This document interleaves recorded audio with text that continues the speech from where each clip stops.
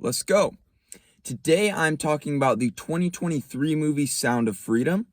As always, this review is going to be spoiler free, so if you like what you see, feel free to subscribe to this channel and like the video.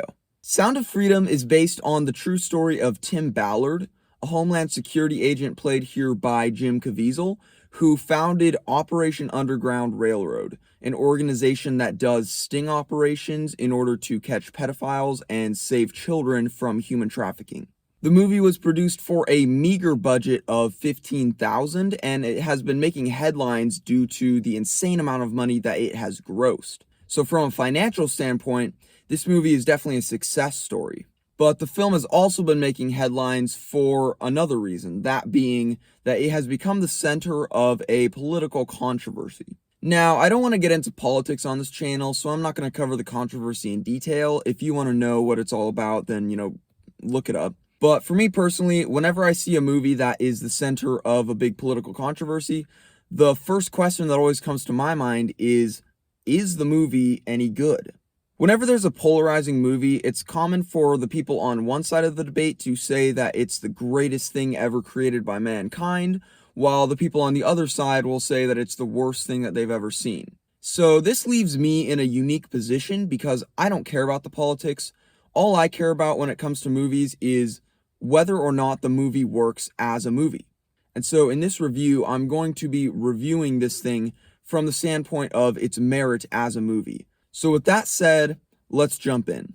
This movie has a pretty effective opening, I gotta say. I won't go into detail, but it introduces the subject matter of the film in very disturbing fashion.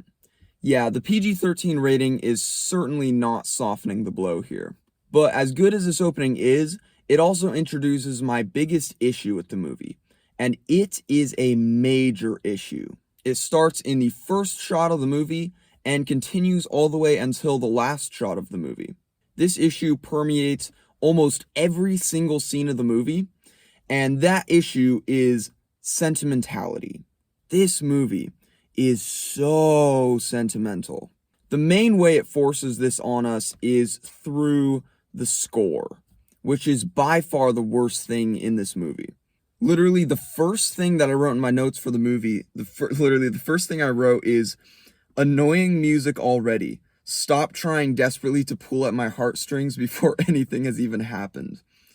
And little did I know that this problem would continue all the way throughout the rest of the movie. The score is incessant. There is hardly a single scene in this movie that goes by without some sort of over-the-top, sentimental score trying to tug at your heartstrings. But the music isn't the only issue. Everything in the movie oozes sentimentality. The performances are not bad, they're just too sentimental. The cinematography and editing are not bad, they're just too sentimental. I could go on.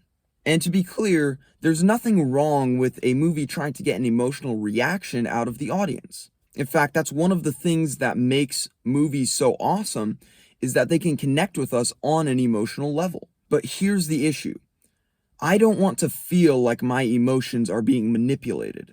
Good movies don't feel like they are trying desperately to get an emotional reaction. They earn your emotions through good storytelling, good dialogue, good acting, and yes, sometimes even a good score.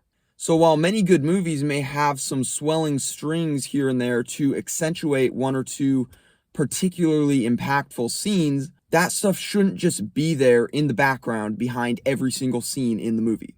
The annoying part is that this movie doesn't even need the manipulation. The subject matter here is very disturbing as it is, and the movie handles it very well.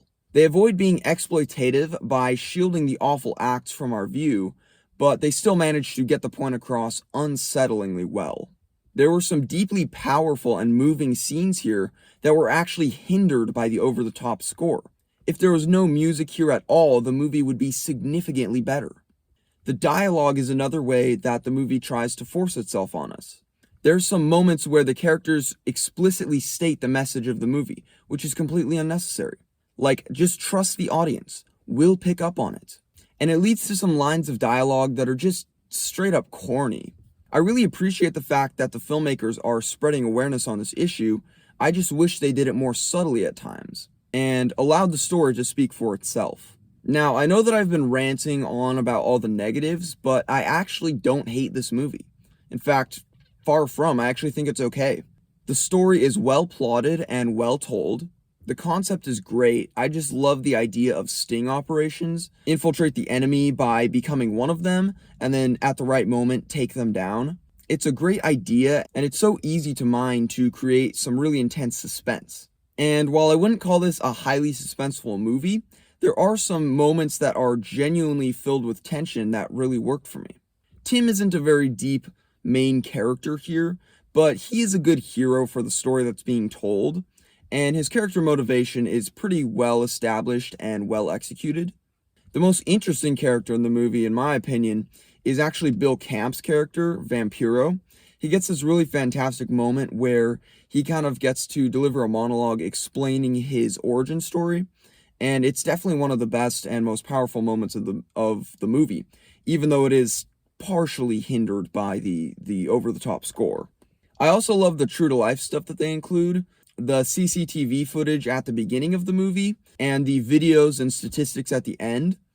That stuff I found really powerful, and it gets the point across a lot better than any sermonizing from Jim Caviezel. The last thing I do want to call out is the runtime. The movie is a bit too long, and I feel like it lags in the middle. I think there's definitely some stuff here that should have been cut, but that is more of a minor complaint. So ultimately, this movie is better than I expected, but nowhere close to as good as it could have been. I can feel a great movie buried here somewhere. It's just covered up by a few bad decisions and a lot of excessive sentimentality. So, in my opinion, it's a 6 out of 10.